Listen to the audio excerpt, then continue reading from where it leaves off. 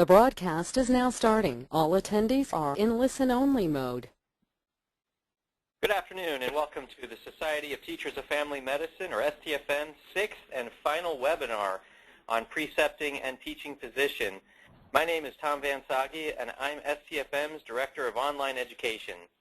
Over the past and now the final webinar session, we've covered and will cover topics and challenges that preceptors face and demonstrate STFM's web resource called Teaching Physician, available at teachingphysician.org.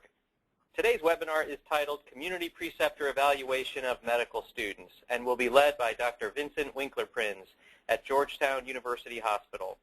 Dr. Winkler-Prins, would you like to introduce yourself?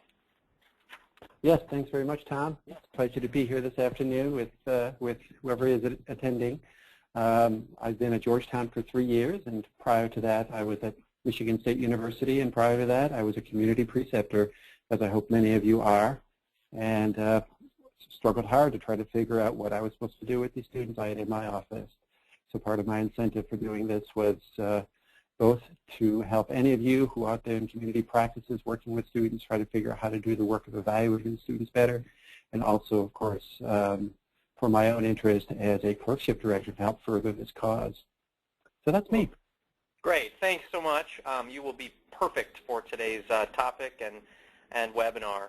So today's webinar will mostly focus on how best to evaluate learner performance and other important things with managing students and residents as a preceptor.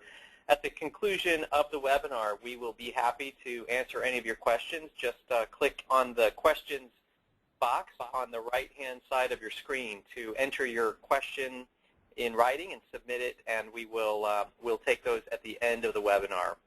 The webinar today is being recorded and will be available on STFM's website at stfm.org/webinars, and I understand it will be up by tomorrow. This site also contains a complete archive of webinars in this series and information on how to register for future webinars. This webinar is also available for 1 AAFP continuing medical education credit. You will receive a survey from us within 24 hours of completing the webinar. And at the end of the survey, you'll find a link to a self-reporting website at the AAFP, or American Academy of Family Physicians, site where you can claim your credit. And I also know that Dr. Winkler-Prins has a link to this in his PowerPoint or in his presentation here. So with that, Dr. Winkler-Prins, take it away. Thanks again very much, Tom. It's been very interesting for me to sort of take a look at the webinars we've had so far in this series, and I think they've all been really quite good, and I appreciate your organization of this, so thank you very much for that. As mentioned, I'm going to talk about evaluation of medical students, and the title says Community Preceptor Evaluation of Medical Students, although I suspect the attendees here are probably more likely academic folks. I hope that I am wrong and that there's a few community people out there as well, but all of my comments should be applicable to whether or not you work with students out in the community or whether you find yourself in academics working with students and or residents. I'm going to advance my slides here. There we go. My goals here this afternoon are to give you some ideas, some things to think about with respect to working with students and evaluating their performance, and hopefully also a toolbox of some things that you can use in your work to do this work better. Those are my goals. Not very challenging, I think, but this can be difficult work. So at the end of this session, my hope for you is that you'll be able to understand your critical role in evaluating student performance. You'll be able to distinguish between summative and formative feedback and the need for both, and I'll explain that a little bit, although I believe those concepts were also covered in a previous webinar.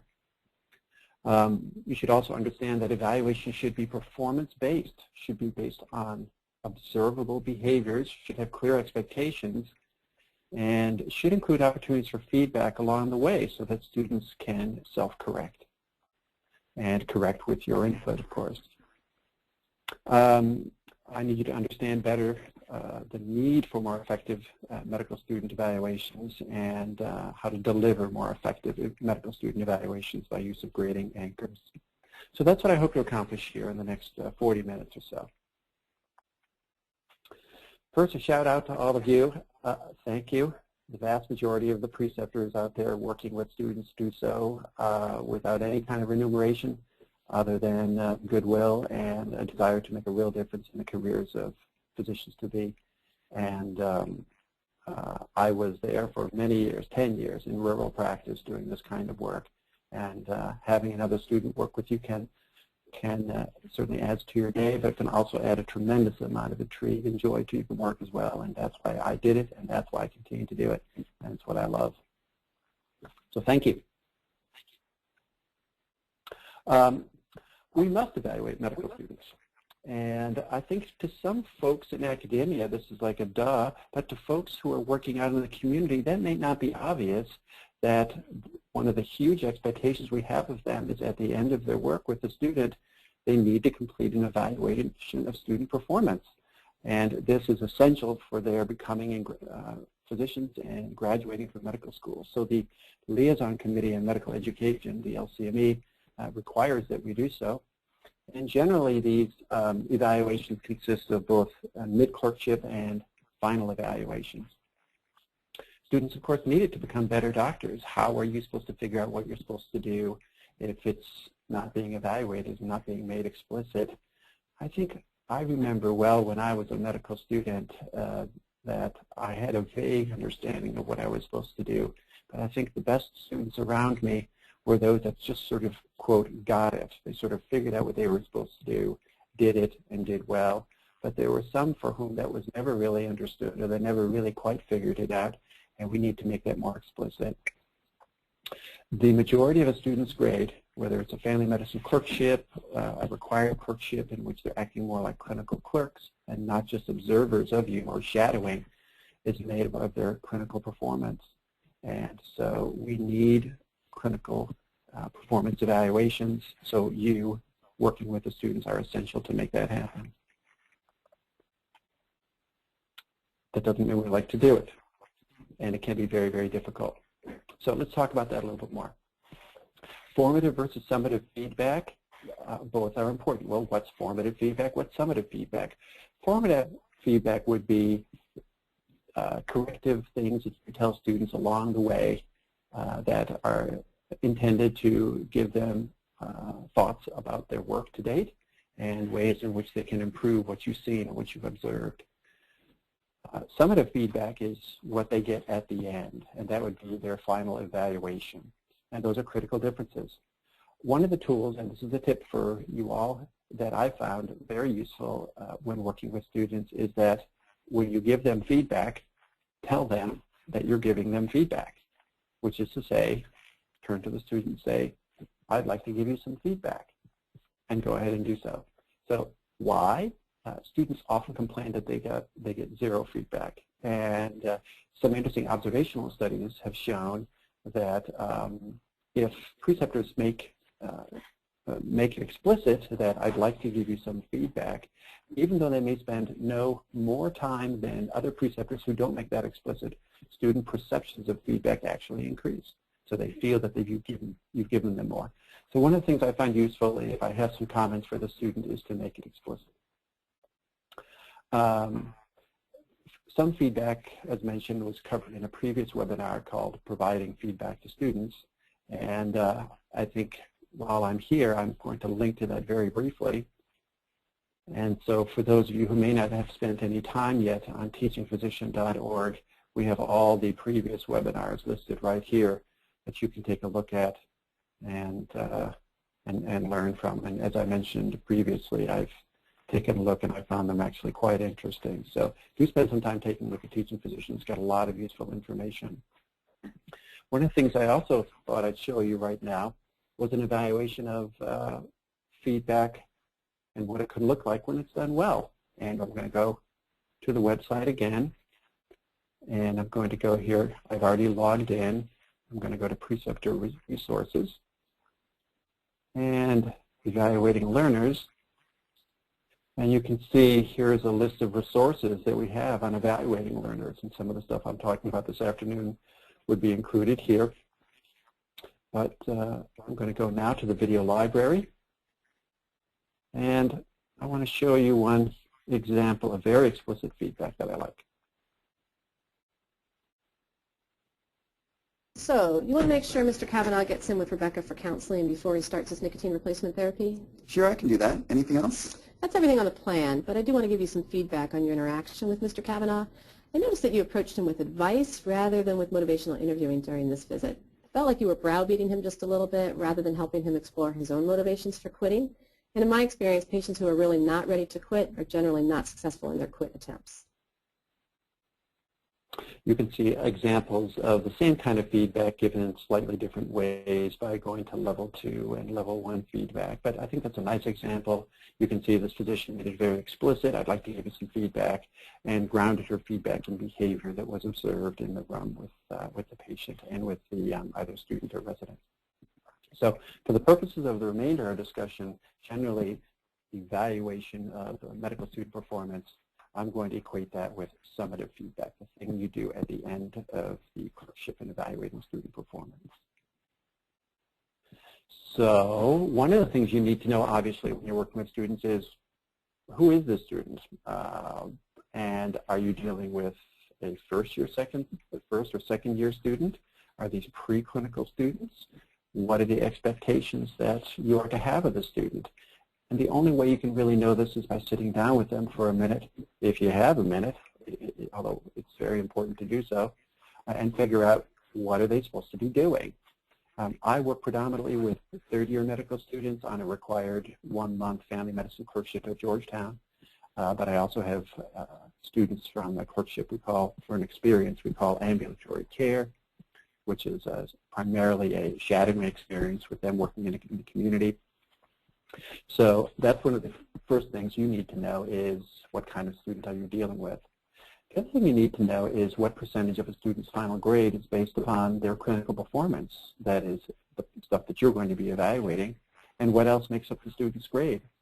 And as an example, here at Georgetown, during our family medicine clerkship, 50% of a student's final grade is made up of their performance working with you, the clinical preceptor. So going back to what I said earlier, you are essential. However, this doesn't mean that all of their grade is based upon their clinical performance. We have also 30% of your final grade is based upon the performance on our final exam, and 20% of it is based upon small group work when they meet with us every week to go over particular didactic elements of the clerkship. So for you as a preceptor, knowing what your student you have and knowing what percentage of the overall grade is based on your evaluation of the student can help you understand where your evaluation fits in the overall scheme of their evaluation and grade. Okay, so at the beginning, review the expectations of student performance so that you understand what's happening. This may be obvious to you, and most of the students may be coming to you regularly. You have a clear understanding. But the students, too, should have a clear understanding. In fact, they may have less of an understanding, however, than you do. This may be the only time that they're going to be doing this kind of experience at all, and you may have a series of students. However, students should have a good understanding based upon information they've already been given by the clerkship director. They'll know what they're being evaluated on. All right, mid-clerkship feedback. Halfway through an experience, it is, I believe, every university, and I think it's an LCME requirement that we mentioned previously, that the students be evaluated by whoever it is that's responsible for their grade. So it's part of the evaluation process. And the idea of mid-clerkship feedback is not necessarily to give them a final grade or to say, you know, Frank, you're really working at an honors level here. And I think the biggest intent of mid-clerkship feedback is to give the students an opportunity to make corrective action. And where that's a problem is if you see issues that need attention but they are not addressed, if you evaluate students at the end of their clerkship experience in a negative way and they've had no opportunity to correct this, that's a problem. And we sometimes get students who come back and say, well, I had no idea that such and so was a problem for me. How am I supposed to get better at that? And that's a legitimate complaint. So one of the most important aspects of mid-clerkship feedback is to tell students what you see and what you think is good, what you think is not so good, and what students can do to improve their performance. So it's not meant to give them a final grade, because what occasionally happens as well is students sometimes might hear from a preceptor, hey, you told me I was getting honors, and then at the end, of course, partly because their overall grade is not based just on their clinical performance, if they get anything less than honors, they're going to be disappointed. They come back to me, they come back to you, etc. And so mid-clerkship feedback is at least mostly intended, in my opinion, for to give students an idea that, yep, you're on target, you're doing just what we're asking of you, and we appreciate the work you're doing. Here are some areas that I think you could improve on, and to give them a chance to improve upon those. Additionally, most every school also has logging procedures for encounters and procedures that students are supposed to be tracking during their work in any kind of required clerkship experience. And one of the things I try to do with my students at mid-clerkship is to take a look at those encounter and procedure logs. They go by different names. We use something called 145. And the intent of this, as far as I'm concerned, is to make sure that students are making progress towards the minimums that most clerkships establish for encounter and procedure logs, and also to give students an opportunity to get additional experience in some of the things that they're missing. For example, I might have otitis media or congestive heart failure or management of hypertension as requirements for students within my clerkship. But if I see at mid-clerkship that they haven't seen any of these things, that when I work with students in my office, we usually begin and end every half-day, every half-day clinical session with a huddle. And I might mention to the other physicians, nurses, staff at the huddle, Frank hasn't seen any child with otitis media, or, oh, Mrs. Smith is coming in this afternoon, and it looks like she might have an exacerbation of CHF, and Frank hasn't seen anybody with CHF. So, Frank, why don't you see if you can be involved in this patient's care this afternoon? So that allows you to tailor the experience based upon the student's encounter and procedure logs today. So that's also part of the mid-clerkship feedback. The students also usually present with a self-evaluation, and that is their assessment of their own performance to date, and then, of course, your own feedback that I mentioned on the previous slide.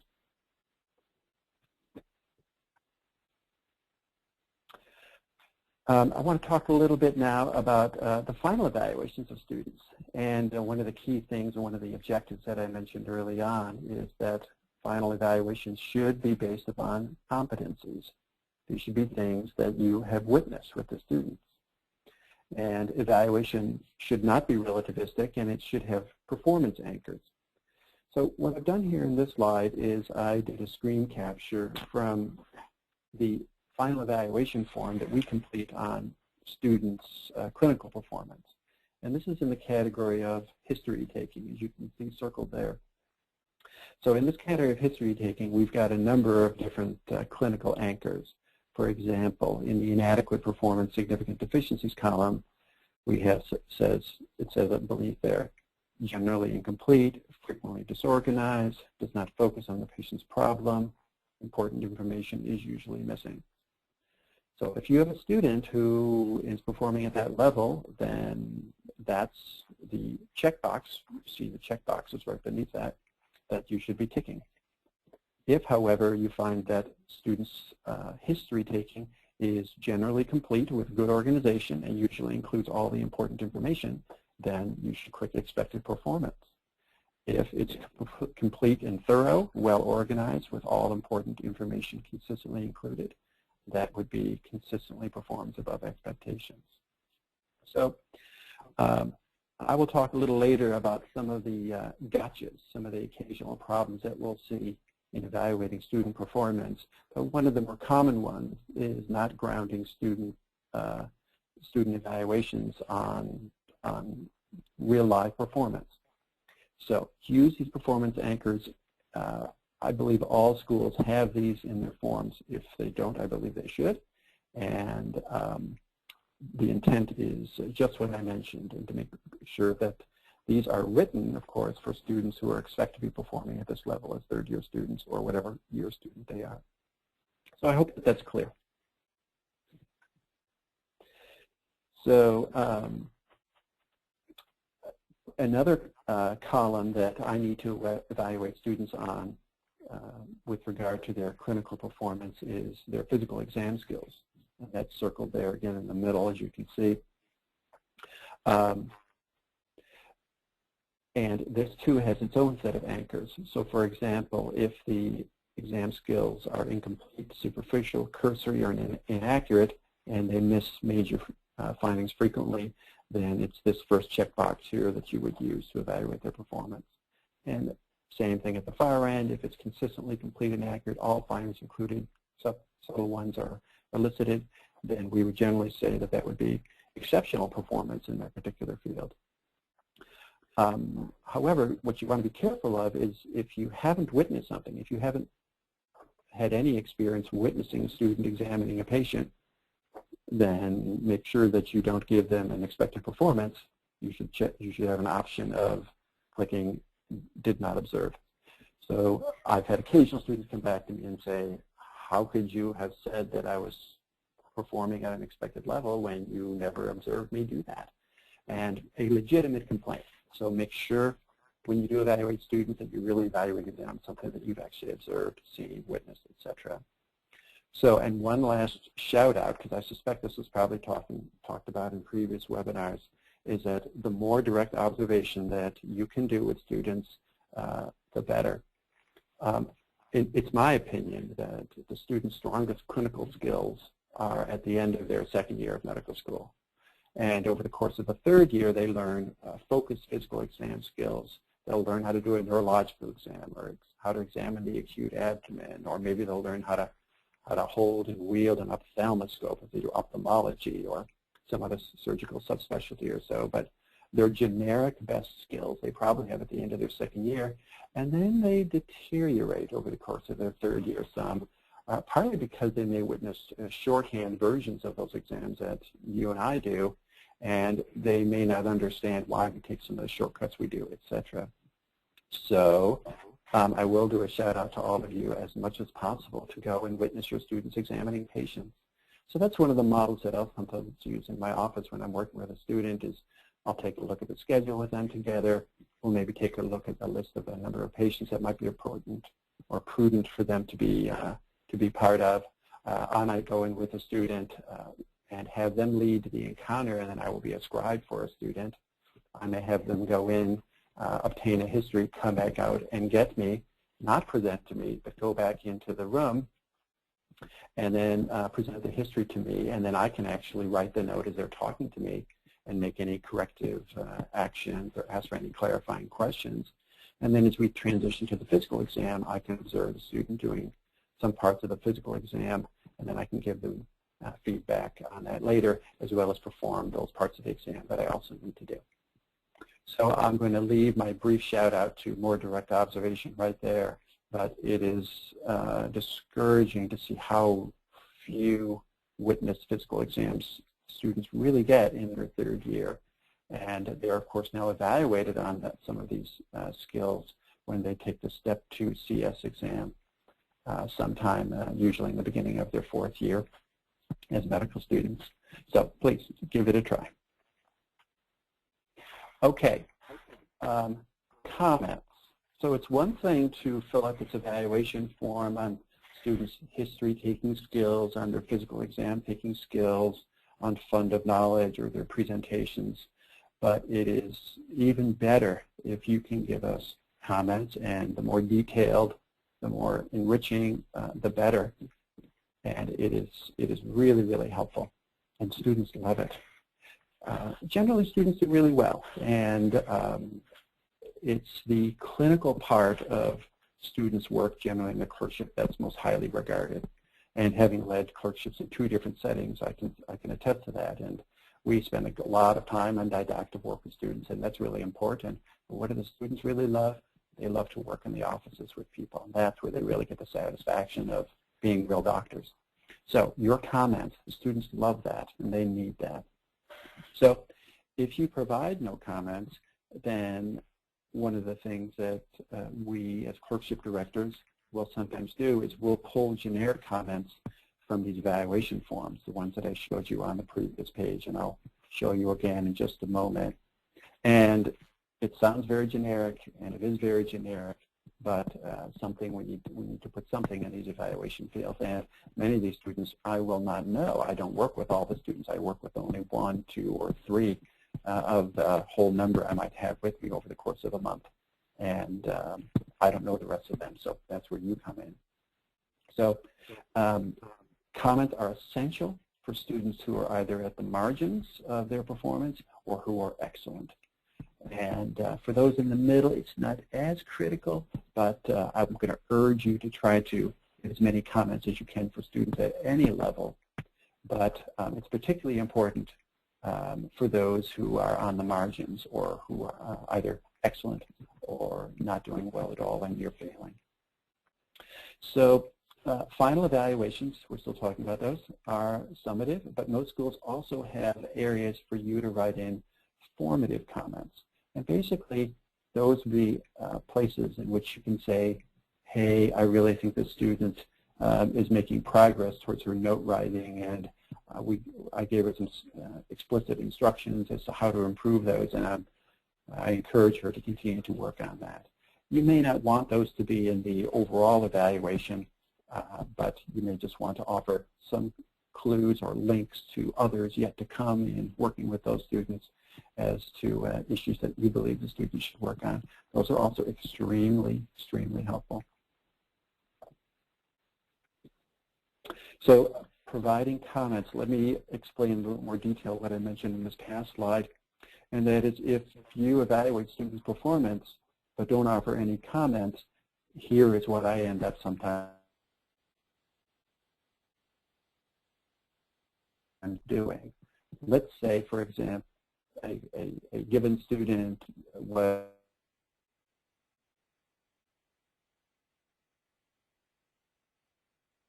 I see no comments, I'll go, what can I say about history taking? Well, I can say that the students' histories were generally complete with good organization and usually include all important information. And that's what I'll write. And those aren't my own words. Those are the anchors based upon the checkbox that you use to evaluate student performance. So every school uses something very similar, I believe. And but again, the more comments, the more specific, the more personal, and the more unique the portrait we have of pictures, and overall it strengthens your evaluation. So please, more comments.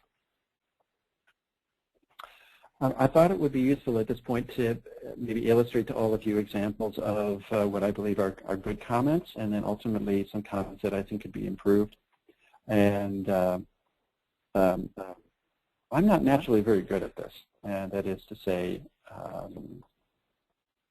some people are effusive with lots of words for students, lots of comments, and that's something that has been evolutionary for me, and I've been working on it, and I'm getting better at it. But let me share with you some examples of some comments that I believe are good. So here's one that I captured over the course of the last couple of years. So this student came across as a very mature third-year student. She is caring, sensitive, and empathic, and works extremely well with others. Did a great job managing complex patients. My patients were comfortable sharing their deeply personal information with her, and my patients and myself were truly impressed with, etc. So what makes these good comments? And I think what makes them good for me is that they are strongly based on witnessed behaviors, things that the student did, and not necessarily just comments about the student was late this day, or it looked like he didn't brush his teeth a lot of the time, or things that aren't necessarily immediately relevant to their performance. Certainly, if there are problems, such as those comments I just mentioned, would pertain to, then they need to be brought to the attention of the student. But this is an example of what I believe to be reasonable comments. So here's another example. It took a while for her to feel comfortable in her office, and she was a bit tentative at first. Her office notes developed well during her month, from obtaining information and organizing it loosely to more cogent, organized thinking, both in her oral presentations as well as in her written work. So I like, again, that these seem to be grounded strongly in behavior, although with this one there's more of a focus on notes and oral presentations, whereas in the previous ones there was more of an emphasis on that student's sensitivity or empathy or ability to work well with others and with working with complex patients, etc. But I think these are good and useful comments. Another example. He has a superior fund of knowledge and is able to apply it in an efficient, effective manner to develop accurate assessments and plans for a wide variety of patient encounters. So these are snippets, obviously, and these are not complete, and maybe in isolation this wouldn't be quite what we would like, but it's grounded in behavior, it's very explicit, and I think it gives you a really good sense of what the student's abilities were with this particular area of the evaluation, and that would be knowledge and their ability to develop accurate assessments and plans for a variety of different patients. So that's wonderful.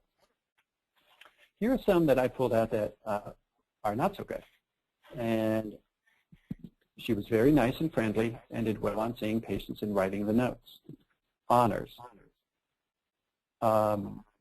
Great for the student, however, there's a disconnect here between the comments, which are very generic, and the final word, which is honors. And that's a problem. And it's a problem at both ends. The biggest problem usually is if the comments are effusive, but the overall evaluation of the student is less than that. So certainly I have students who come back to me and say, I don't understand, these comments are very good, but all I got was an average grade. And so one thing to be attentive to as you're completing your evaluation of the student and your comments is there disconnect, or are these pretty well similar? I'll talk to you in a moment about what the role of the clerkship director is in maybe editing some of these evaluations, but in general, the more congruous we can make these comments and their evaluations based upon the checkboxes, the better it is. So the next example, awesome. You know, sounds great, but I have no idea what that means, and clearly it's not grounded in any kind of behavior whatsoever. So I'm not sure what to do with that. The last example here is he never showed up on time and gives him a failing grade. And the particular example that this is in reference to is a student who indeed failed, but there was no mention of that at any point along the line in the clerkship, and there was no mention of that in the mid-clerkship feedback. So the student was very upset that he didn't feel that he was showing up late. There was no explicit mention of any particular days. So this was not terribly helpful at the end to finally learn about this when there was no effort at giving the student a chance to know that this is a problem. Let me go back also briefly to an occasional difference I've noticed between us who work in the academic sphere and community preceptors is that for students, this is not an elective experience. This is a required experience. And so students are required to show up every day, every half day for their clinical work. For most of us, that's a, well, duh. But occasionally for community preceptors, I've found if the student doesn't show up, it'll be, oh, I guess they're not here today, and then they leave it at that. But I need to know the students are not there, so we require our students to notify myself, our clerkship coordinator, and their clinical preceptor if they're not going to be able to show up. But I've run into a couple of issues over the years when there was a disconnect between what the expectations are, and these are mandatory assignments, and what the community preceptor thought was required. Let me move on. So what happens to my evaluation? And when I get all this information back, that is your evaluation of the student, your comments, and the student's performance on the checkboxes that you evaluate. I'll take a look, and I'm looking for certain things. And I may make some edits. I don't make extensive edits without your input, and I think most clerkships won't do that. Clerkship directors won't do that at all, because I think it undermines your role as a preceptor. But some of the edits I make will be typographical. Some of them will be just consistency, and they're relatively minor. But I will also occasionally make a judgment call. If you give me some formative feedback rather than summative feedback, I might switch some of the formative to the summative area and vice versa if I feel that makes sense, especially if there are other threads of student information that come back that lead me to think that that would be more valuable in their overall evaluation. So, and as mentioned previously, evaluation is not the same as the student's final grade, because the student's final grade takes into account a number of things. Let me talk to you about some common pitfalls, and I alluded to this a little bit earlier. So again, we're talking about evaluating student performance, and the first one of the most common ones, is the so-called halo effect. And the halo effect is when certain characteristics, either very positive or negative ones, cause us preceptors to overlook other important aspects of their performance. For example, if you have a real enthusiastic learner in your office, they may have very mediocre skills, but may end up with very high marks because they're very enthusiastic, and so that may give them the halo effect of being actually better than they are. And the relatively reticent or shy or introverted or quiet student who has a superior fund of knowledge and other superior skills may not get the same sort of halo and positive effect, and may ultimately receive a lower grade. So this is, again, the reason why we have performance anchors, and if you can ground their evaluations in these anchors, I think that can be very helpful. I think all of us have witnessed the halo effect, and we've all seen it with some of our preceptors, and each person who looks at these evaluations will sometimes see that certain preceptors give everyone, top marks if they seem to show up every day. And then there's other evaluators who clearly show me that you're going to work for this honors, because I'm not giving it out just because you're here every day, and everything in between.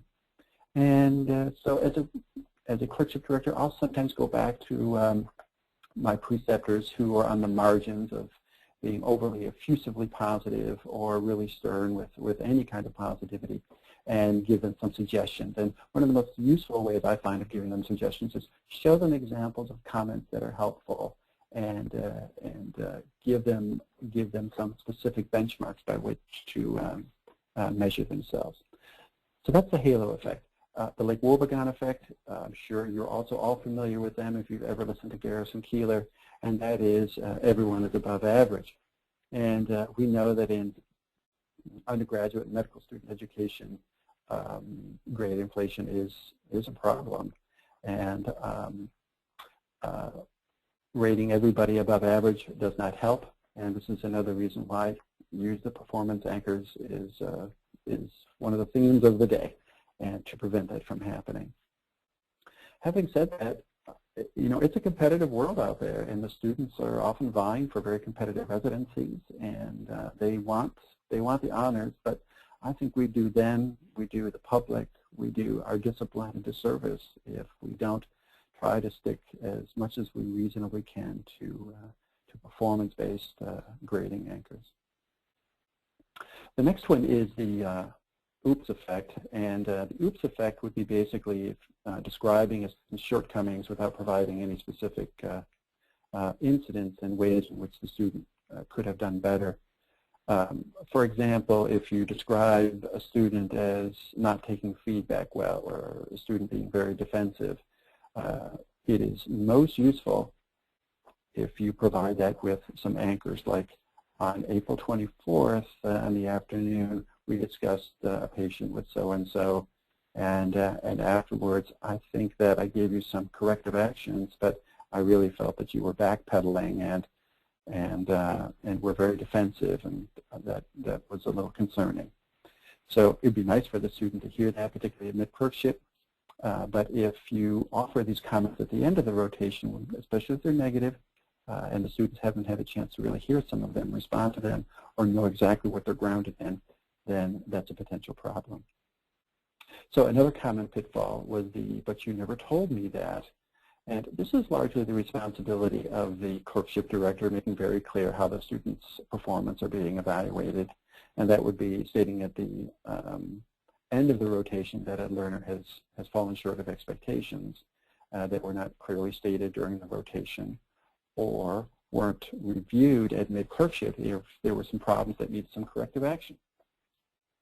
So a couple more that sometimes come up would be the "but I need honors" students who come back. And I don't have a great deal of sympathy for that particular complaint. I understand it, and I understand it is a very competitive world, but I usually tell the students that, here are the grading anchors. Give me every reason for me to believe that you're performing at maximal levels here. Then I think that will speak for itself, at least your clinical evaluation. But grading is hard. Evaluations are hard. And I have occasionally failed at underestimating how seriously students take these. And they really do. And so the need for honors, well, I'm sorry, but you have to earn it.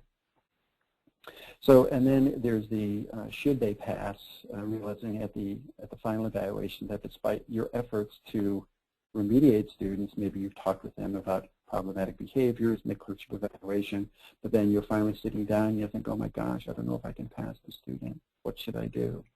Well, my recommendation there is that you let the preceptor know, not the preceptor, the clerkship director know as soon as possible at any point in the rotation if there's a potential problem with your student.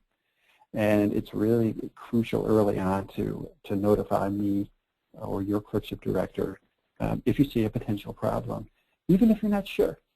And sometimes I've been involved in situations where I'm not the course director, I'm filling in for someone in a course, and there's something that happens, say a group of students that was like, this is weird, this is weird, this is out of the realm of normal. Now, I'm not ignoring saying, it was an isolated event, it wasn't egregious, no big deal, but I have been shocked if I've notified the course director about, hey, by the way, during this encounter today, the student said so-and-so, just thought you should know.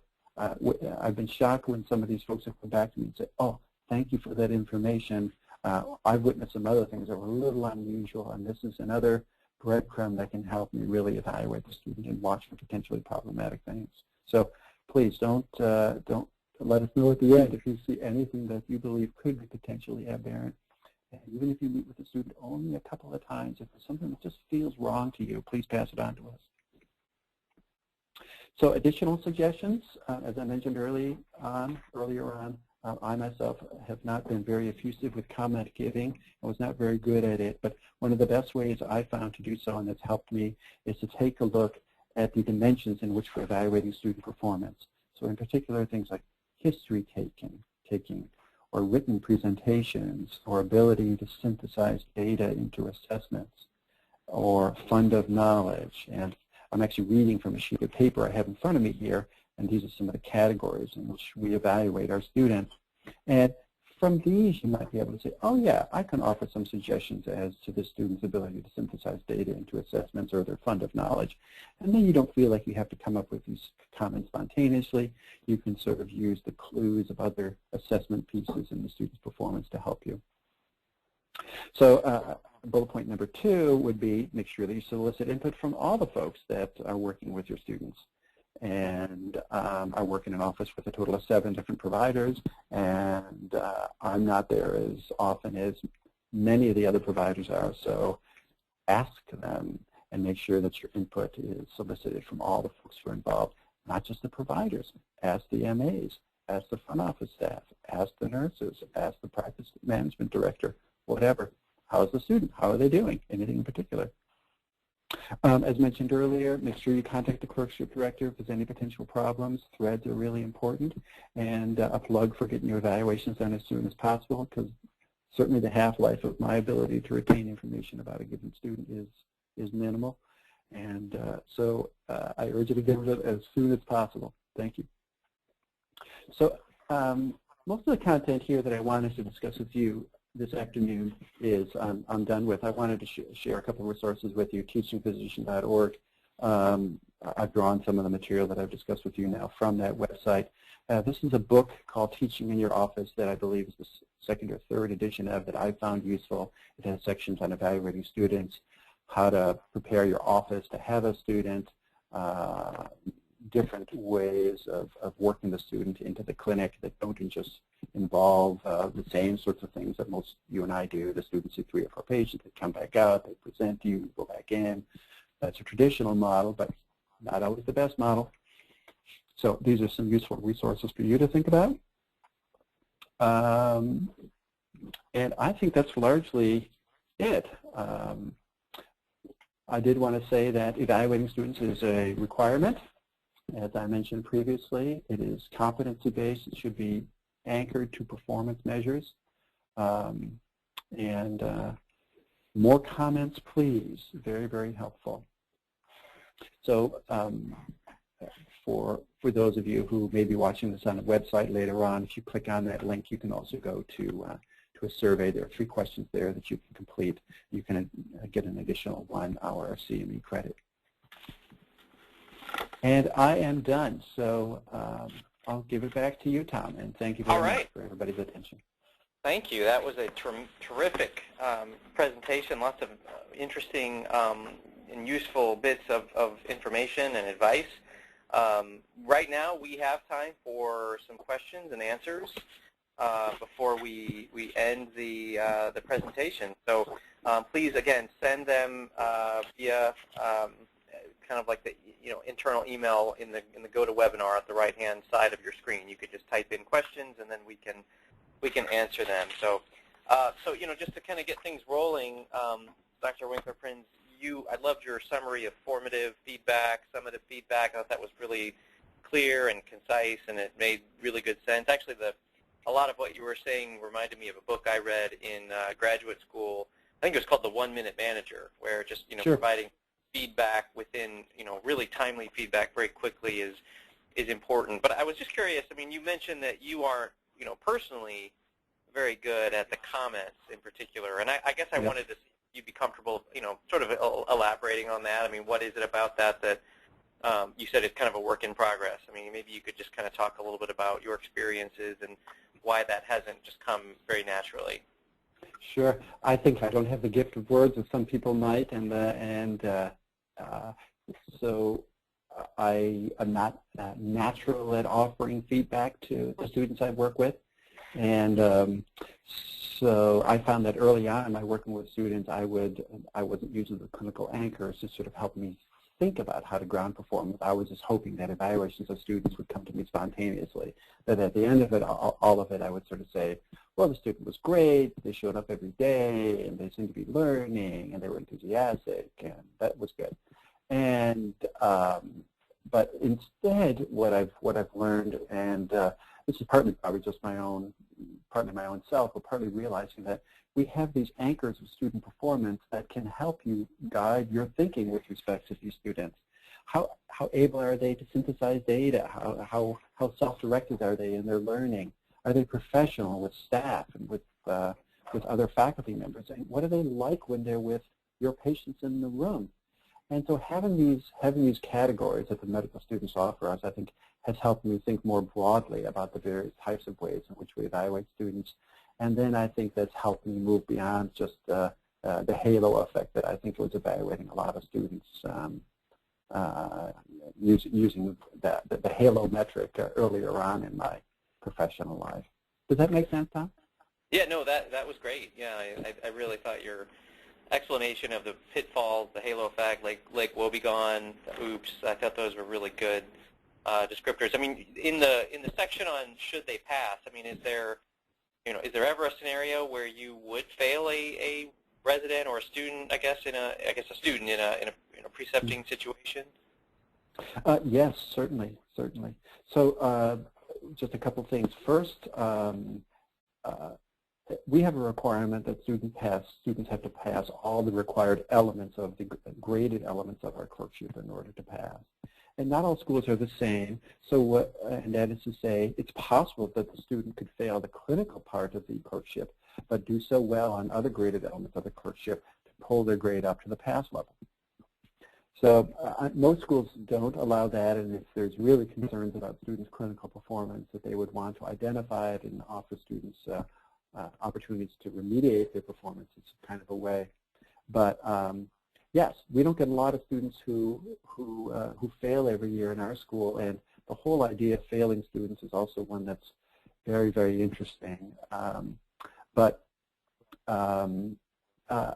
it does come up, and when it does come up, the best way for it to come up is early.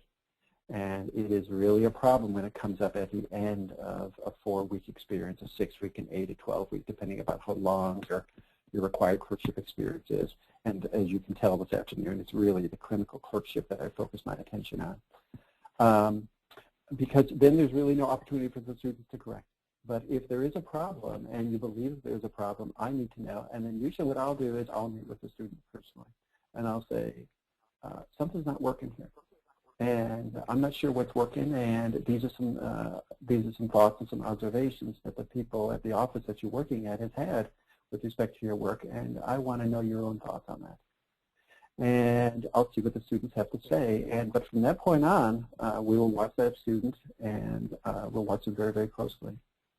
So there's other ways in which this comes up. The whole idea of forward-feeding information about students in medical schools is a topic for a separate webinar, because there's generally in most schools not a lot of sharing of students or student information for subsequent experiences that the students will have. For example, we are now in November, so the third-year students I've had have had July, August, September, October, 4 months worth of clinical experiences, so they may have spent some time doing OB-GYN and surgery, etc. But I have no idea when the student shows up with me on the first day of the clerkship whether they've done well on these experiences or not well. And it can sometimes be very useful for me to know the students who have struggled, because then I can decide there may be particular preceptors that I want to assign that student to. And these might be preceptors who are tough if the students need someone who's a little bit more strong-handed. Or I might make choices with respect to gender, and that is to say the student doesn't work well with so-and-so, or this preceptor may not work well with so-and-so.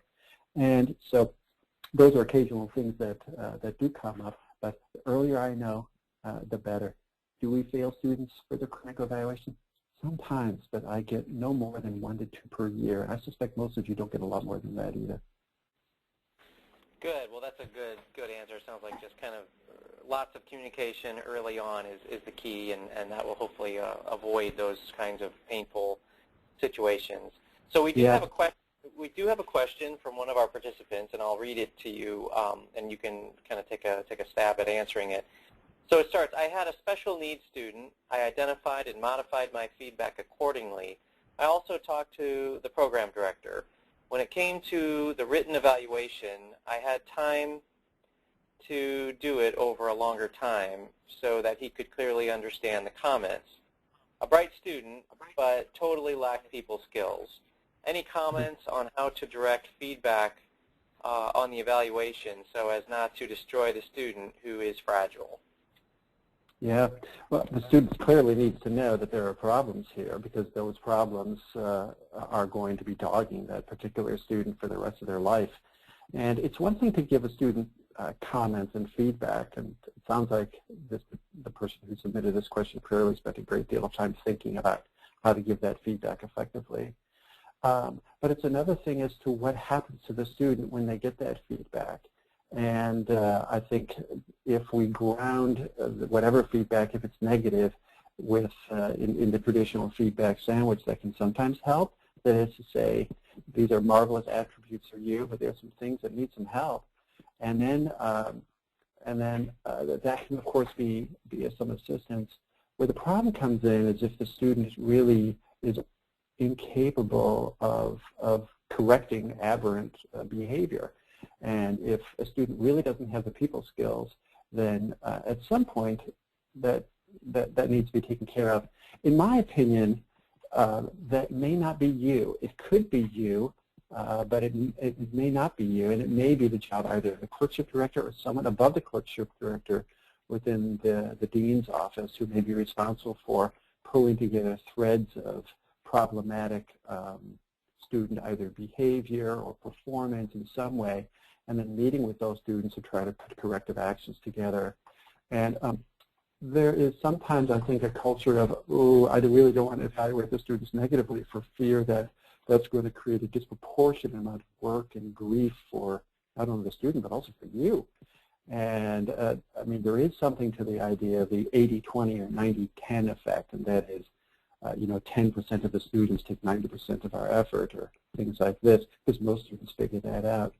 But I think as the years have gone on, I think I've tried to be both very sensitive to the fact that students take this sort of input very personally, but also not feeling as if I have to, I